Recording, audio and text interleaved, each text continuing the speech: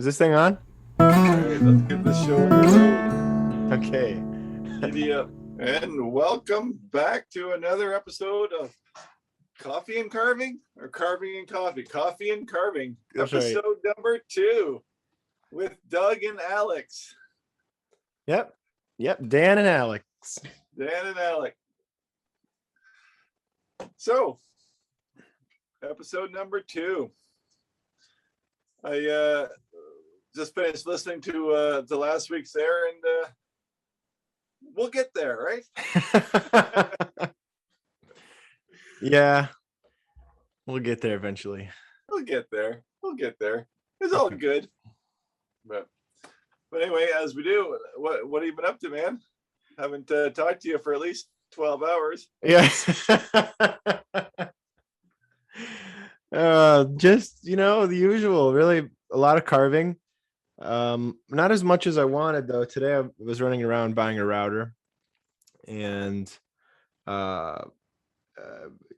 trying to figure out my internet connection and all that fun stuff here in the studio. But finally got that figured out and ran some errands and talked to a good buddy who is inspired carver, Abby Peterson. He always gets me going. I get off the phone with him and I feel like I should be doing better. He was going on about how he's got this. Have you ever met anyone whose way of talking is so hypnotic? It's hard to like focus on what they're saying. It kind of lulls you into, it's such an interesting way of talking. Yeah, I don't have that problem with you anyway. Yeah. Let's call it Doug the Insult Comic. Yeah.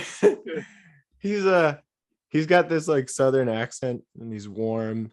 He's inviting. I am such a fan of accents. People say that Canadians have an accent, or you can tell the difference. I can't tell the difference from me to you, but right. When I hear a little twang or a little any kind, I wish I had an accent. Well, you do have an accent, but and I like your accent, your Canadian things. It's more of a subtle something about O's and OUs especially. And I don't know what else it is, but there are a number of things that you guys say way off, wrong way. Yeah. Yeah. Anyway, I interrupted you. You're weak. Yes. Yeah. But Abby was saying, man, he's like, I don't understand how carvers just kind of get in a rut and start producing stuff and not wanting to grow. It's like, I could never imagine not wanting to be better. He's like, I'm almost obsessed with it. Just getting better. It's like all I can think about is how can I make better art? How can I improve? And he's fantastic already. And he's so good. He's so good already. He does. There's a YouTube video I put up of us collaborating on a carving, but he just about, finishes these massive, I don't know, 4 foot tall sculptures with a chainsaw in about an hour or two. You can knock something out and I've been looking at this carving because I've been finishing it the last few days by hand and with some power tools. And the more I look at it, the more I notice all these little subtle things that he did with the chainsaw, the way he took the tip of the tool and dug in certain spots to create deeper texture and kind of turned the face slightly to the side and hollowed out underneath it to create this kind of arching form. And it's high art, man. Those chainsaw carvers, especially Abby, they have incredible skill. It's easy just to kind of look at it and go, oh, it's kind of a rougher thing, but it takes a lot of talent to do that sort of carving. What are you carving that your thing that you're showing on social media there? Is that cedar? Yeah, Western red cedar.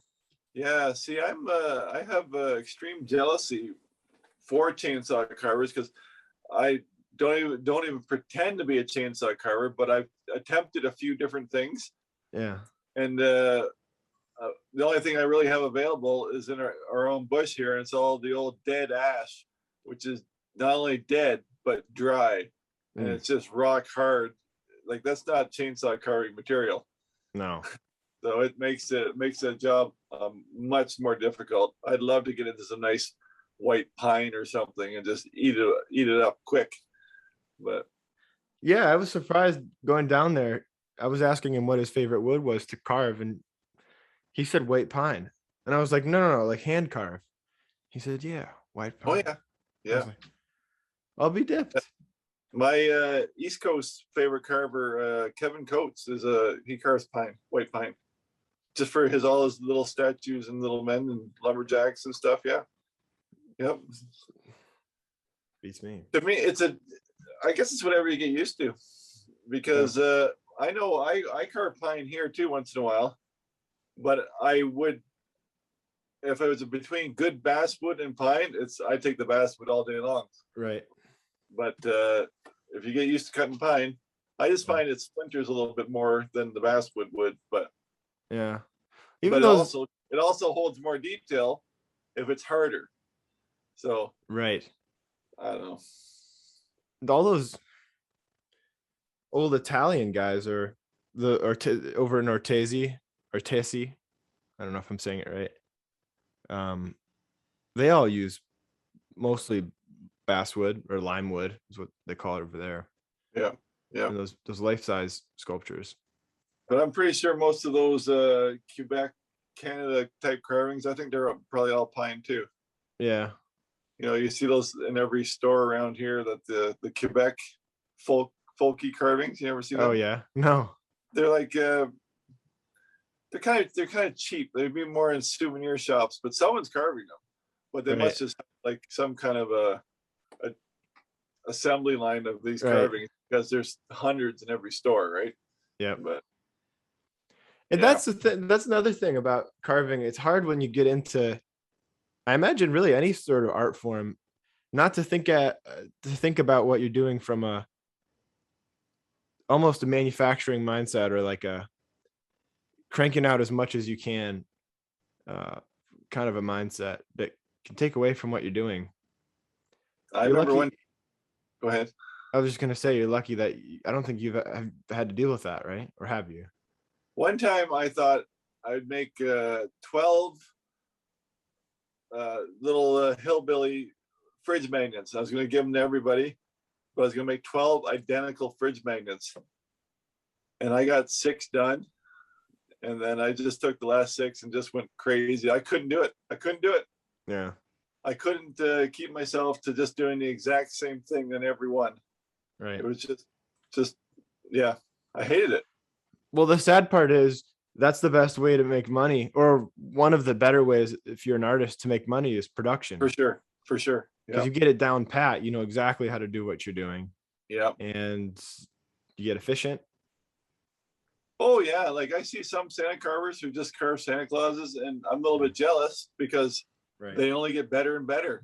And I'm sure they're whipping them off in record time.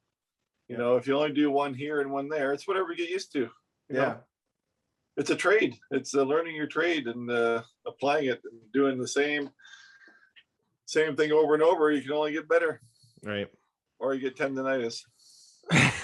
Or both. Better yet. Or both. Yeah. But, you know, it's tough because you can't really be original and be a production artist. No. It's hard to.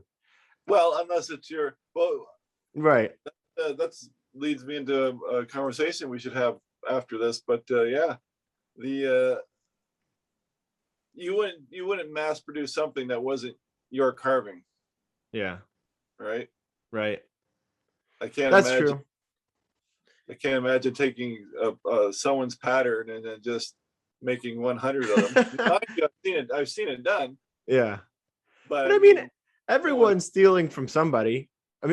I mean, that's not always true, right? A lot of, you look at, maybe we've talked, I'm getting deja vu. I think I've said this before in a podcast recording recently, but great artists they don't listen to, well, at least when they're recording, a lot of great musicians, when they're interviewed, they don't listen to a lot of music, right? And a lot of comedians don't listen to other comedians, and a lot of artists, they don't look at a lot of other artwork when they're producing, because they're afraid that if they take something in, they might just immediately process it through and copy, right? Yeah, that's true. but everything that you do is just a synthesized copy of a bunch of people's work, as long as you're copying a lot of people, not just one person. Well, okay, I've that's funny. I'll take my turn this week, but I've been in a couple of conversations this week, Yeah. and this would be very interesting to get your take on it, because obviously I come from the silly, more character style carving area, and you come from art, like realism, right? Right. So you are carving an object, and if you were two artists carving the same object, you don't really have well, I'll let you address me, but I mean, you don't have a style because you're going for what you see. You understand what I'm saying? So in Right. the character world, like, if so, say I would have a crook in my mouth, or I'd have a way that I do my eyes, or a way that I do my clown ears, or whatever I do, it's exaggerated and it actually becomes my style. Like, you can take a flat plane, but that's a general style, but it'd be more like how you do some features that becomes your kind of like your calling card. I know guys, I can look at their work. I don't even have to look for a signature. I know exactly who carved it, right? So how does that go in your world? Hmm. Whereas you are trying to do, if you both had a portrait to carve of it, say just name one of your Einstein. Right. If two guys were carving Einstein, could you tell that it was yours, or just by the, I guess the quality of your work would tell whose it was? Hmm. But there's nothing, you can't exaggerate or a Yeah. detail. Well, when you're going for realism and you're like me, you're trying to get towards realism, but you're not trying so hard that you're measuring most of the time, right? So every version of a person of, or say Einstein, every version that I do of Einstein is going to be different, because I'm just staring at a few pictures and trying my impression of it. So I might, and you can see in that last carving I posted on Instagram, I'll post it here. It's stretched out, the face is a little wide. Um, you know, doesn't exactly look like Einstein. Most people, when they look at it, they can tell who it is. So it's kind of like the way that you miss the mark consistently ends up, or maybe you could say your limitations end up becoming your style when you're doing realism. You know, whatever it is that you're attempting at doing, a lot of times you fall short in the same ways, and so that ends up becoming your signature. See, I've never once thought about what it is that I do as being original or forward thinking at all, but you know, it probably isn't. But hey, hopefully it is, and if it is in any way, it's hopefully by virtue of having a certain hang up that I can't get over, and that's just the way that I approach things. Of course, you want to grow out of that and make better and better art, but you'll still always have some sort of way of going about things, some way of seeing things, or some proclivity towards presenting things in a certain way. So it's like that C.S. Lewis quote. It's like basically an artist objects to, an objection should be seeking the truth more than anything else. It's less to do with attempting at originality, because you'll always kind of fall short if you're trying to be totally original. It's just try to tell the truth. Yeah. Yeah, no, I get that. So I guess, yeah, it is, there is differences in the carvings, because like you said, like Totally. when I see, maybe this is what it is. Maybe when I see your carving on the cover of Wood Carving Illustrated, I know it's yours already, Yeah. but really only because it's so good. Thanks. I don't like complimenting you, but that's the truth, right? Like, you, I but know you this know, is when hard for you. I see something of such quality, I say, "Oh, that must be Alec," and I'd be surprised if it wasn't. But in the character world, people have their calling cards Mm. carved into their carvings. Hmm. So, for example, so I was in one conversation, and somebody was saying that somebody else totally copied their carving and call it their own. And there's bits and pieces that are very possibly is the case, right? But then in the same hand, I had someone contact me who had made a video and they were accused of copying me. And I went back and looked at their video and I said, oh, no, absolutely not. Like a face is a face. There's nothing stolen. But even to go even further than that, this is like, I'm still agreeing to all this stuff, and I don't know very many carvers personally at all, so I don't have any input. So people can feel free to share their insight. But like, let's say I took a class from you, and you taught me how to carve. Does everything that I carve for the next 55 years get credited to you? Of course. No. Right. I know some of the old time carvers they'll attribute, like Pete LeClaire really helped them get going and started carving or whatever. But then, like, does every carving, you just collect influences from different areas, I feel. Yeah. And if you're teaching somebody, I guess you have to be free to let it go too. I don't know. It's I pondered it a long time this week. In fact, one of the conversations really bummed me out. And I was like, well, what is right or wrong? Because you can't claim an ear here or a foot here. It's just carved, you know. Maybe you see something here or there and you pick up something here and there, but my goodness, if you start going through and you have to attribute every body part to someone different, that's awful, right? Yeah. So I think that what you're saying is, I guess when you carve, you have to strive. Your goal should be just to be undeniable in what you carve. And I don't know. Hey, that's a really good. That last thing you said, I think there's truth to it.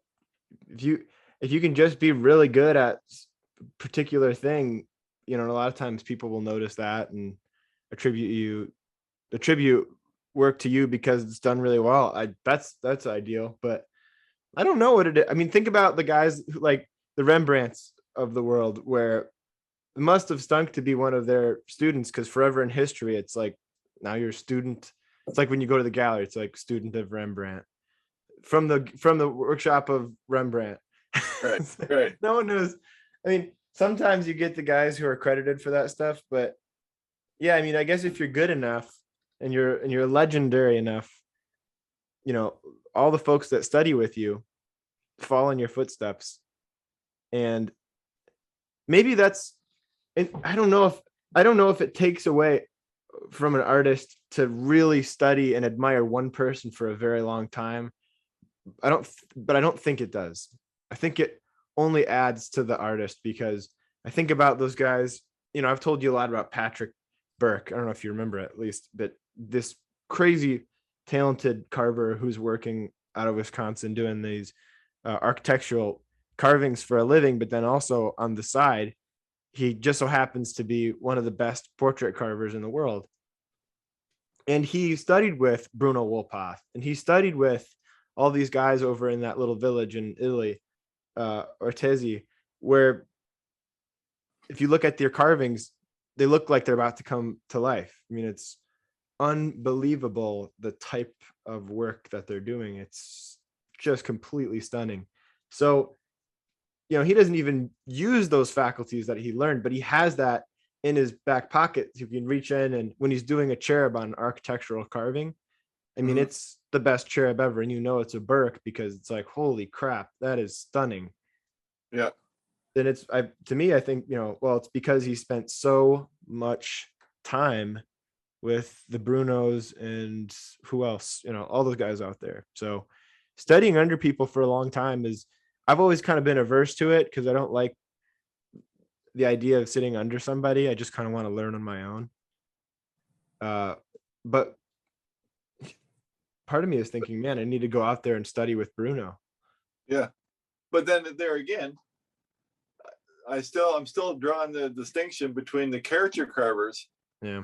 Because of the exaggerated features. Right. They're not trying to copy a cherub perfectly. They want the cherub to be riding a donkey. You know what I mean? It's something silly, like, right? It'll be something goofy and silly, Right. but I don't. Anyway, it's just something I've been really thinking through. Like I said, one of the conversations really bummed me out, but and the other one was just like ridiculous as well. Like, Yeah. so. Well, people get really sensitive, and I have a hard time with it because I teach, you know, part of what I do for a living is teach carving, and I cannot imagine being upset at someone for doing a version of my carving. It's always like, oh, cool, that's sweet. I'm glad they did that. That looks nice. Good Yeah, job. I guess to back that up, the only time that I've ever been offended that someone did something of mine Yeah. was when it was an exact tutorial and they were selling them as one of a kind original pieces of art. Oh yeah. That just seemed kind of gross because Yeah. that was a step by step. It might as well have been a paint by number, Right. right? And then original. I mean, it was original to their hands because they made it, but yeah. Right. But otherwise, no, absolutely not. I always give thumbs up and good job and nice work. So yeah. But yeah, that is true. If somebody's making something, you're right. I'm kind of feigning kindness here because I've felt upset with people before who are like students of mine or copying my work, and it's so obvious they're taking the style, you know, the design from me and taking it, posting it, you know, latest work in progress, you know, hashtag carving original one of a kind oak, right? OOAK. Uh, that does kind of piss me off. Okay, well, there. We found something that's like, so just because you're doing realism, it could be the look or the subject matter, or you know, like Right. that's where you would be more original, incorporating the realism. Well, and I don't know if you think about it this way, but only recently have I started to think about my artwork as having some sort of intellectual value, intellectual property, right? Yeah, but what I'm thinking out loud while we're talking, which is makes for great fun, great podcast material. But I'm thinking, so on your school, you have a carving you call brothers, two Yeah. faces looking at each other. I can see if someone copied that as their own and they called it brothers, that is the same thing. It's the same thing as stealing Yeah. an ear or a way to do a mouth. Yeah. Right. But again, if you can't claim one face, right? Right. That's what I'm saying. So I should just stop talking because it's No, but this is good because it's you do that. You do this in your videos. Like you did a wood spirit video and you spent a few minutes at the beginning of it saying all these things about how you learned from this video that I posted. Yeah. And that was completely unnecessary. It was very nice, but you know, so you're putting your money where your mouth is there. If you learn something from somebody and you do a tutorial video based on it, you're always tagging the person, giving them full credit.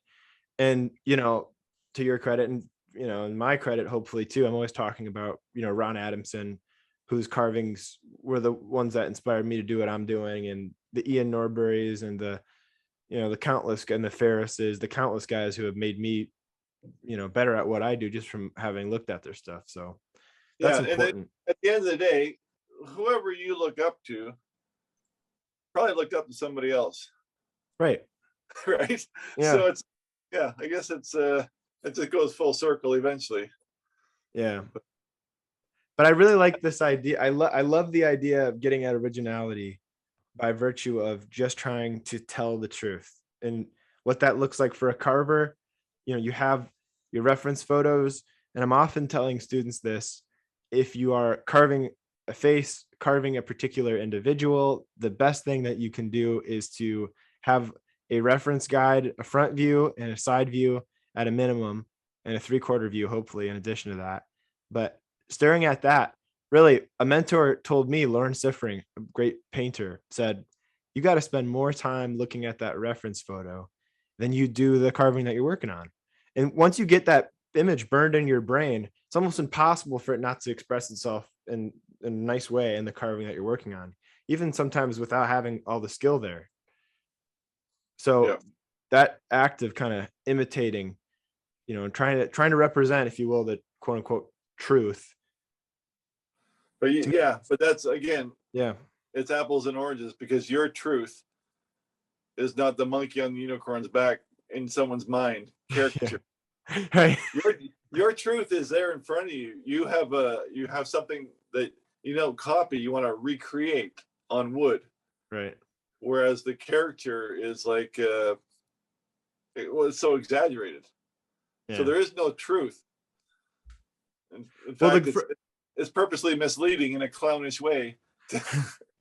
well, that's the thing. Like, going back to the comedian analogy, who is it? Was it Seinfeld that said that, like, your job, like the joke is when you're lying, right? It's like you could tell the story, but the funny part is usually a lie. Yeah. But you're, but the irony of it all is what you're getting at usually in a joke is some sort of truth that we all understand. Yeah. Right. Yeah. So, it could possibly be. Yeah. Yeah. So anyway, we're getting really fancy, Yeah. highfalutin now, but Well, one of us is. You're the one talking about your truth and my truth, and well, yeah, but my truth you are is so woke. My truth could be a guy with big giant baseball mid hands. Right. But no, think about like the Fred Codgelo, like there are a lot of great carvers like Codgelo who are doing those carvings with realism, but they're caricaturized. To me, that's where you start to get into some other worldly level when you can incorporate realism and caricature and learn how to exaggerate. It's like the musician that learns all the structure, they're formally trained, they know they can play by ear and they can read music, and then they can just riff. I mean, they can just creative. It's almost like they're bending time. Carvers who can kind of bend time with the shape, they can kind of stretch shapes, elongate parts, but within the boundaries of anatomy, but then also stretching it to communicate something. Those guys are the ones that make art that blow my mind. Yeah. Yeah. So, no, it's that's a good subject. And I think the end of the day is it's inevitable that you're not going to take bits and bytes to create your own style. That's just the way it is. Right. Yeah. Yeah. So what have you been up to? Oh, wow. Well, you caught a little glimpse of it the other night on one of our FaceTime calls, but I got that video out, I think a couple of videos back, where I said, what basic tools? It was called a knife and this is just for the, not for the bark carving, or this is just for like the characters and stuff. And I made a video knife and, because most of my tutorials had been knife only, but it's really not a package. Like if you want to move out of the flat plane, you need to have the gouges and whatnot. So I made that video, and I've been kind of putting myself to the test lately, because you caught me just basically clearing off my desk.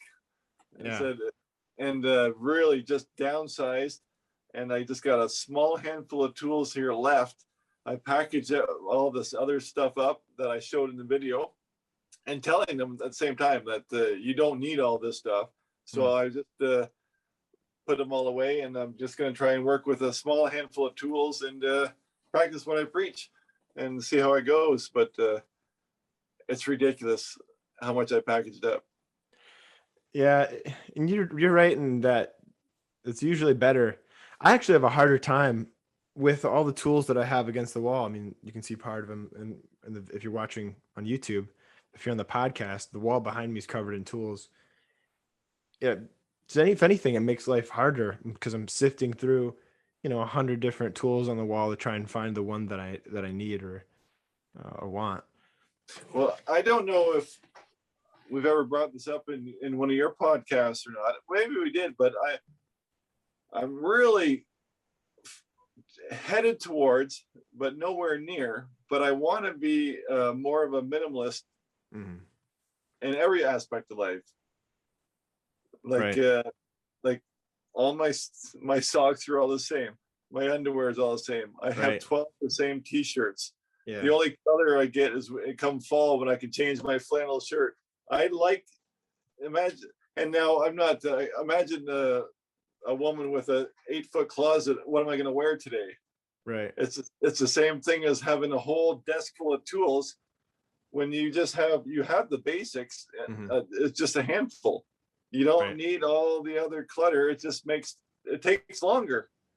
Right. Really, if you know the tools like the back of your hand, then it's so much easier just to grab exactly what you need. And using your tool in different ways, you could just the way that you turn your gouge or hold it on the side or cut it upside down Right. can take the place of 4 tools Right. just by using each tool differently. Right.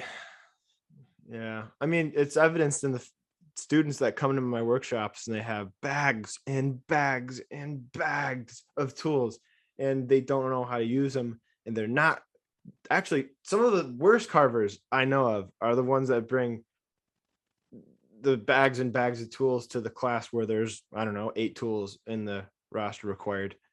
Yeah, but I understand that because when everybody starts out, it's the same as it doesn't matter if you're a golfer or a fly fisherman. If you think you want to be the best, you need the best equipment. Right. Or the right, and that's just human nature. Right. But I always said, like, simplicity is always on the other side of the complexity of collecting. You know, like you, Right. unless it's a necessity that you can only afford 2 tools, you're gonna have to work. You're gonna have to make your own way through, make your own path through the tools to come back on the other side with, this is my favorite. You know what I mean? Your first knife normally is not your favorite. You think you have to try them all at some point, right? So Yeah. but anyway, that was a fun little exercise. But I've been fairly busy. I haven't done a lot of carving, to be honest. I've got my one little secret project. I'm working on a video, and this is the first time ever I've really been trying to really drag something out and not try and burn through it in a day and a half. So it's just going to be a real fun little video, and I'm just doing little bits and bites here and there, which is kind of refreshing actually, just to take little pieces off it. But on the side, then I did a little pine. My brother has a sawmill, and we milled up a bunch of pine logs, red pine. So it's a lot knottier, not nice like white, really knotty. And I managed to get a nice few sections out of it, and I did a wood spirit in it, but didn't really show anybody, just for fun. Can you show us? I can show you how far I got. Yeah. But that doesn't make for good audio. Yeah. Well, I'll describe it really well. Well, it's just a lot harder. I'll show you from a distance. That's all. That's nice. Well, it's a different wood. It's so much different even than the white pine. Mm-hmm. A lot harder to carve into. But anyway, what was fun for me though on the weekend was I got my old dog back. So if you knew me years ago, I always had Finnegan and Gilligan. That little rat dog, Gwen, is just new in the last couple of years. But I always had Finnegan and Gilligan, and Gilligan is a chocolate lab. Oh. And I had him. I'm not sure if I had him here for 9 or 10 years at least. And when my daughter got married, she was the closest to him. And at that time, he had become kind of furniture that we were kind of stepping over. And she asked if she could take him. And I said, you know what? Take him. So anyway, I got to babysit him. But now he's over 13 years old. And he was just, I think what was good about it is probably is my goodbye to Gilligan weekend, because he's just riddled with cancer. And it was just kind of fun. He's lost a lot of weight. You just see all these little lumps and bumps in them, and yeah. So is he at your brother's? I said my daughter's. Your daughter's. My daughter took him with her. So yeah, I don't expect that I'll see him next time. He'll be long gone.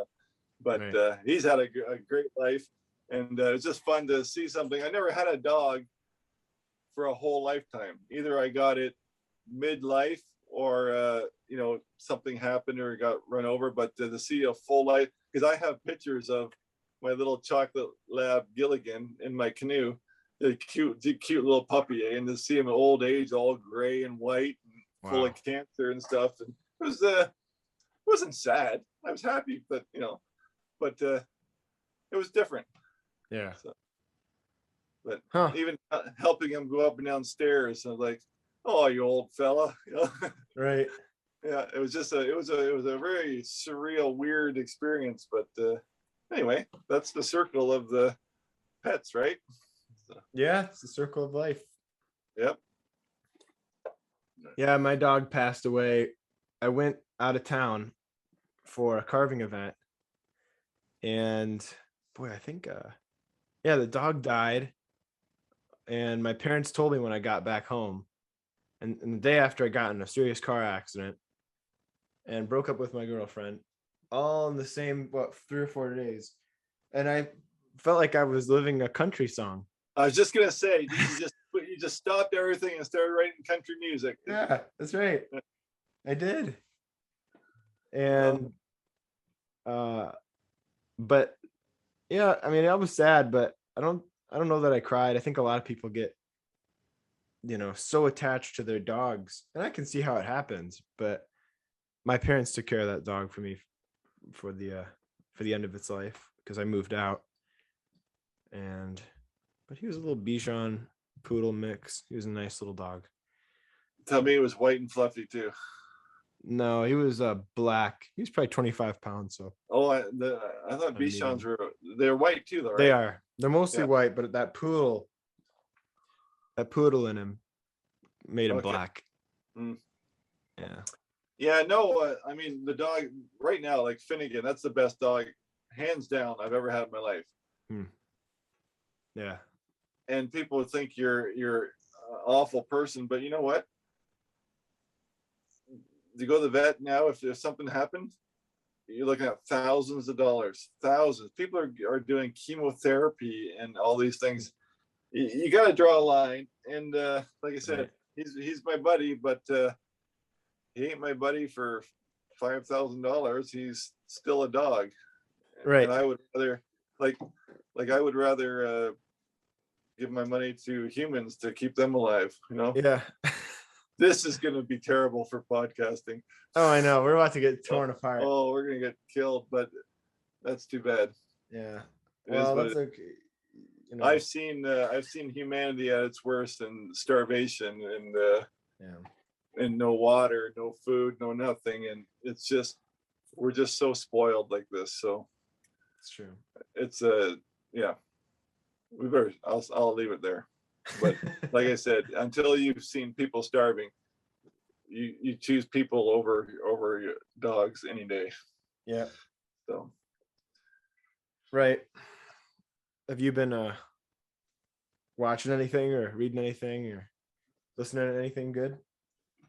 Well, as usual, I don't watch a lot of stuff, but when I do, it's usually after 10 o'clock at night. So I'm always I never want to watch anything too serious, but it's funny. I got into I don't even know how it started, because I would never search this out on my own.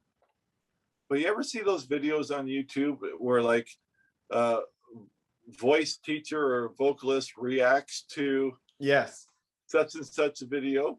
Yeah. Oh my goodness. I went off and I watched so many of them, and they were I really actually started liking them. Right. I got this one favorite guy. I couldn't tell you his name, but he would always get excited. Like he wasn't. There's two types. The one vocalist is high and mighty, and nothing is good enough. Right. And the other kind of guy that's like, this is amazing, and that's the guy I like. Yeah. You can watch his face just beaming and getting more excited as the notes stretched in the power of the voice. It was just so good. And I probably watched 20 videos in a row like that. It was so good. But there's a great quote from a writer named Donald Miller. He said, something along the lines of we learn to love things by watching others love them first. Yeah, I can see that. That's fun. That's a good one. Yeah. But this guy would just beam. You know, the old one of the ones that I probably watched 4 or 5 different people react to was there's a song remade. It's a Simon and Garfunkel song from probably the 60s, I believe. It was the Sound of Silence. And it's remade by a band called Disturbed, which is like a heavy metal crazy band in the past. But they remade a Simon and Garfunkel song, and it truly is amazing. And the range that this guy has in his voice, coming from a metal band, like it just wasn't expected. Like he's got piercings in his face, and it's just beautiful. And it was just fun to watch that. So nothing too serious. What was it though? Who's the artist? Disturbed. Disturbed. It's probably 5 years old now. Yeah. But do Disturbed, the Sound of Silence. Yeah. He brings in so he does it solo or as Disturbed the band, but he also brings in I can't think of it, Miles Kennedy, the live version. The live version. He brings in Conan. Here it is. Yep. This one's a Miles Kennedy one. With 5G. Oh, the Miles Kennedy ones are the best. Get you a brand new phone. Don't play anything, eh? You'll get copyrighted. But the Miles Kennedy ones are my favorite. He's got he's the Garfunkel to the. I'm gonna save this. Simon. This is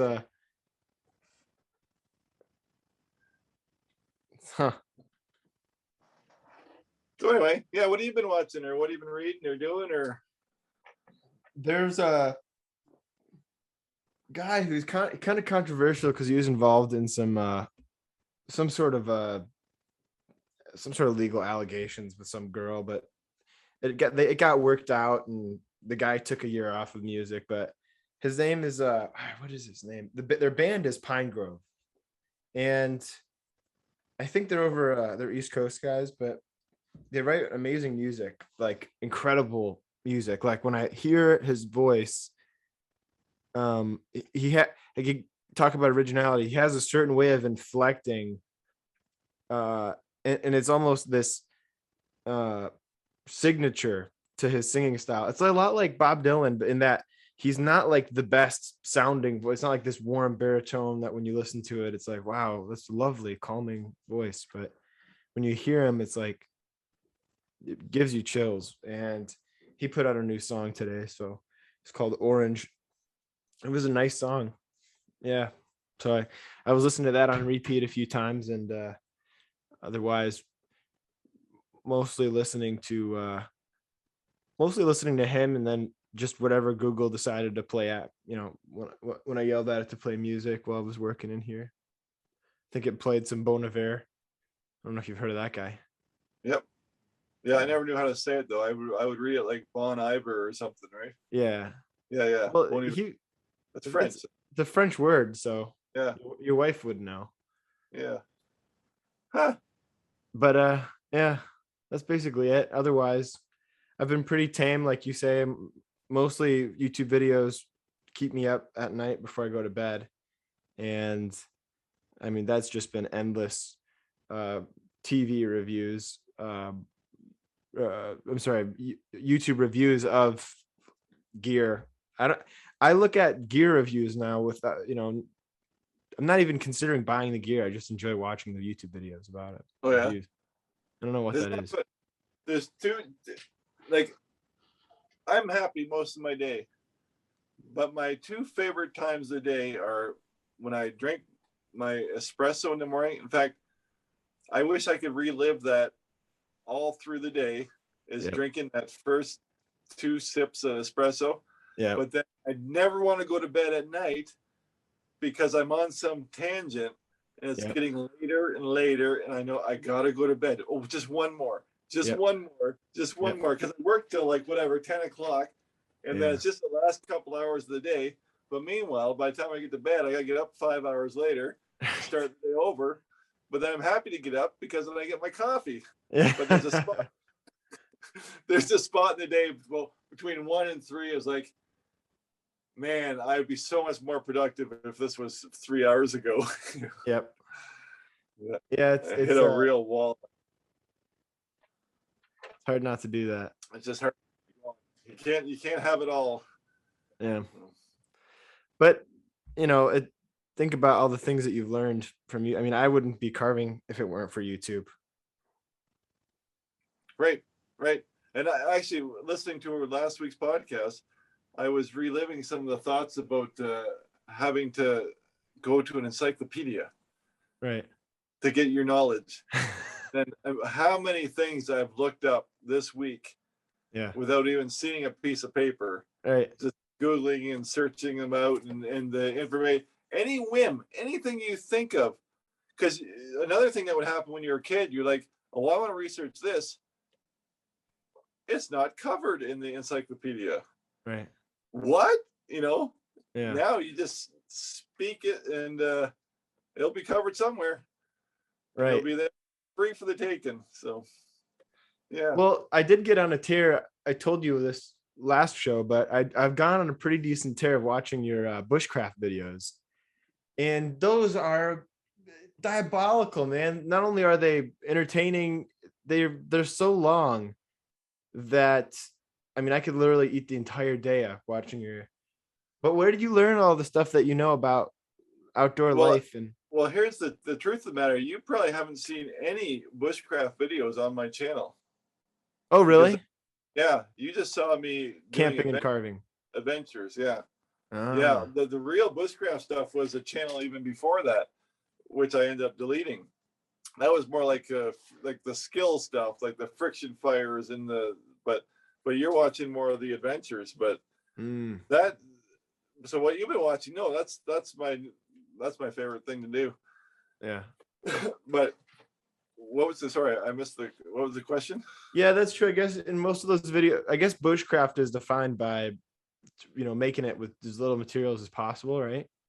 Yeah, like when someone pulls out a lighter and lights a fire, it's like blasphemer. you can't light a fire with a lighter.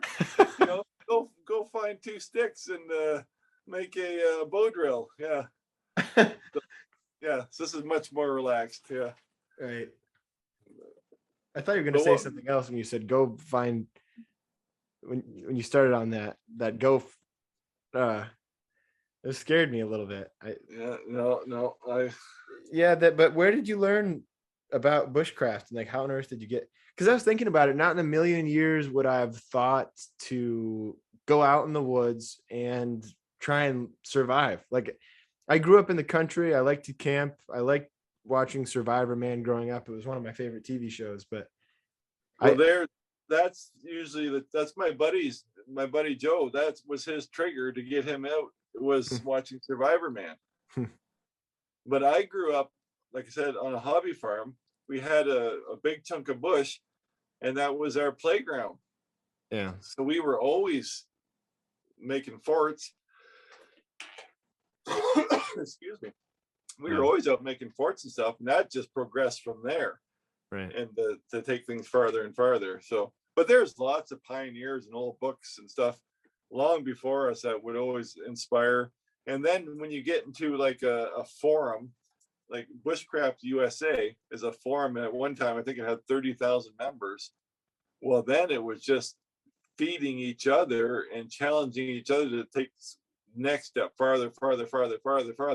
And then came YouTube, and then you started making videos showing. Otherwise, it was just little pictures. And then it started just evolving like that. So then, I guess there's a bit of competition then too, and we did lots of challenges, I guess you call them, and you get little badges. Like a lot of the army packs and stuff have Velcro, and you can get little badges for what level that you achieved on this list of all these things to do. Really?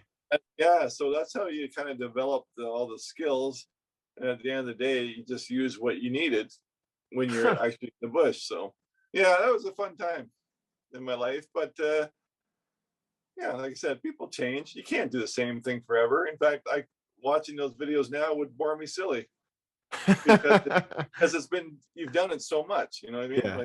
Right.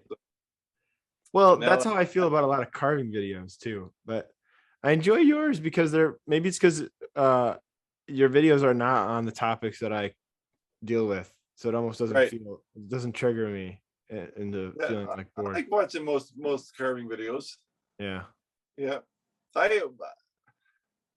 I like even today for a while, like I watched a Kevin Coates video yeah, in between things today. I love watching his videos. He doesn't Hmm. say a word. Huh? He just shows by doing. Right. Yeah, I guess I get caught up in it when I start, but I don't seek them out anymore. But yeah, Yeah. Well, that's the beauty of that home screen on YouTube. They've oh my got you gosh, dialed in, man. it's They know scary what you're somehow they know what you're thinking and what you want to watch for because it's real. amazing how many times I click on recommended videos. Yep. It's better than my mind. Like I don't know what I want to watch as well as suggested videos does sometimes. Yeah. Well, and the YouTube experts are telling you now, don't even worry about your subscribers. We'll take care of the views. Like the subscribers are not the gauge anymore. Hmm. People don't even subscribe because they know that what they want to watch will be put in front of them. Hmm. They don't have to seek out people to follow. YouTube Right. puts them in front of them. So it's interesting. It's scary Right. that they can get into some algorithm and figure you out. Right. But that said, at work not too long ago, I was asked 4 questions, and I can't tell you what the name of the test was, but it was like a personal uh, evaluation. And by answering 4 simple questions, they came back with a list of things of personality types and how I would react to this or that or whatever, and it was bang on. It was perfect. And they said they developed this algorithm by testing the same questions over 40 million times on people. And then I'm telling you, as I said, what kind of voodoo are you guys doing here that you got all that from those questions? Because it just nailed me perfectly. Not in a bad way. It just was, Yeah. this is who you are. And I'm like, this is exactly who I am. Yes. Do not tell me what to do. But Yeah, it's those things are pretty good. I think a lot of folks, actually, certain personalities I've heard are more they have a propensity not to like those sort of tests. But and I don't know if that's me, but I don't particularly hate them, but I don't spend a lot of time oh, I would never search looking it into out. I them. was just asked to do that. It was kind Right. of like a team building thing to see Yeah. strength and weaknesses for the perfect complement each other. You know what I mean? Like, But it so is I went, pretty weird that they can make those profiles. yeah, it was amazing. Like there was nothing wrong, like nothing that wasn't true, and not just generic things, like pretty profound. Like this is you. Like it Yeah. was really interesting. So, but Yeah, it's kind of like you wonder how much of well, there's a lot of what is the word I'm looking for?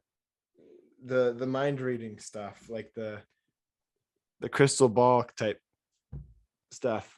It's like a lot of that is like visual emotional cues, like asking open-ended questions, and a lot of those people I imagine who do that are incredibly astute. perceptive, like just little twitches, and Yeah. yeah. But yeah, well, it's amazing that we just killed an hour. Yeah. It is pretty it's pretty amazing. So, well, let's give out our email address. Yeah. It's coffeeandcarving@gmail.com. And you can feel free to send us any No, discussion. it isn't. Coffee and Carving Show at gmail.com. See? Coffee and Carving Show at gmail.com. Link in the description. How's that? How about it? Yeah. And feel free to send us any topics to discuss or ideas or, well, feedback is always appreciated, but we know we're getting there. We'll have a good rhythm soon, and we'll figure this thing out. So don't need too much criticism. We're just trying our best. Be nice. Just be nice. That's everybody be nice to each other. But yeah. So thanks for watching, everybody. Yeah. Thank you guys. And listening. Sorry, I'm on video mode, but thanks for listening. And we will be back again in 1 week for another episode.